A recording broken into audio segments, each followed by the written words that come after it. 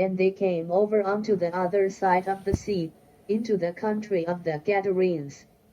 And when he was come out of the ship, immediately there met him out of the tombs a man with an unclean spirit, who had his dwelling among the tombs, and no man could bind him, no, not with chains, because that he had been often bound with fetters and chains, and the chains had been plucked asunder by him, and the fetters broken in pieces, neither could any man tame him. And always, night and day, he was in the mountains, and in the tombs, crying, and cutting himself with stones.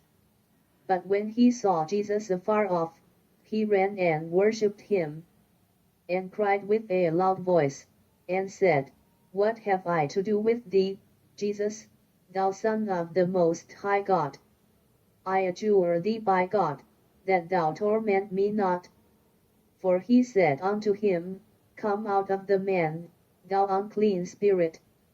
And he asked him, What is thy name? And he answered, saying, My name is Legion, for we are many. And he besought him much that he would not send them away out of the country.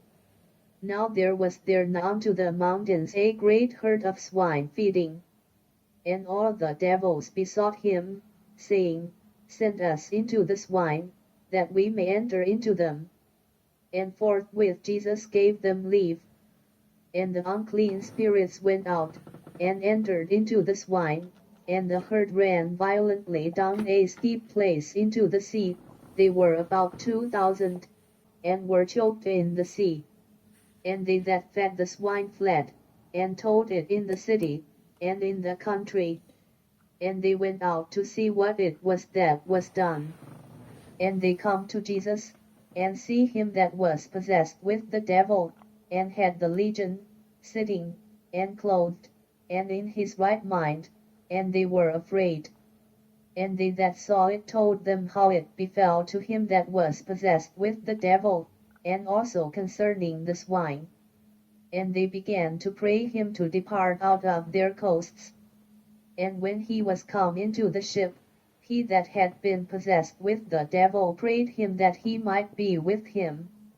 Howbeit Jesus suffered him not, but said unto him, Go home to thy friends, and tell them how great things the Lord hath done for thee, and hath had compassion on thee.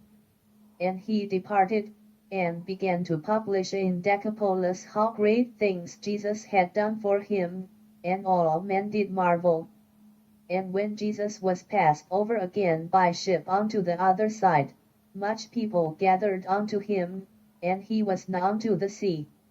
And, behold, there cometh one of the rulers of the synagogue, Jairus by name, and when he saw him, he fell at his feet, and besought him greatly, saying, My little daughter lieth at the point of death.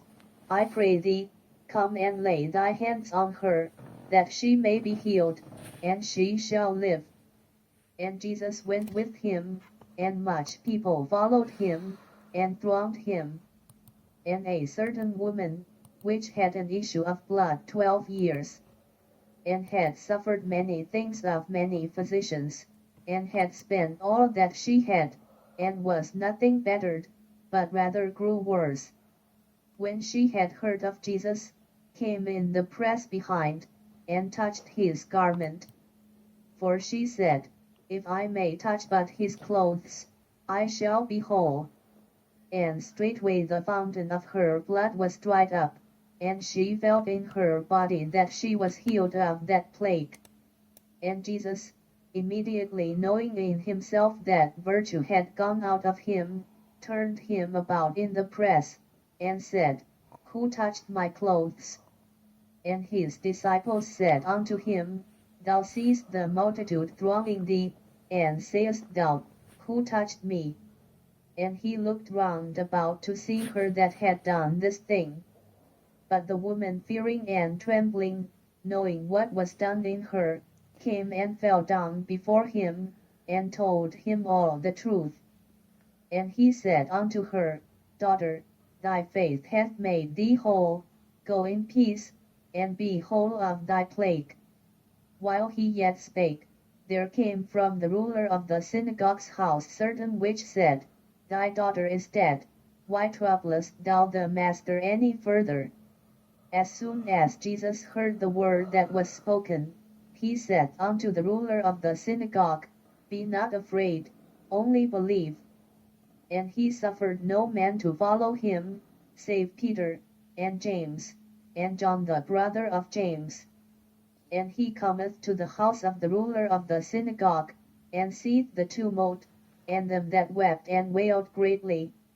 And when he was come in, he said unto them, Why make ye this ado, and weep? The damsel is not dead, but sleepeth. And they laughed him to scorn. But when he had put them all out, he taketh the father and the mother of the damsel, and them that were with him, and entereth in where the damsel was lying. And he took the damsel by the hand, and said unto her, Talitha cumi, which is, being interpreted, Damsel, I say unto thee, arise. And straightway the damsel arose, and walked, for she was of the age of 12 years. And they were astonished with a great astonishment. And he charged them straitly that no man should know it, and commanded that something should be given her to eat.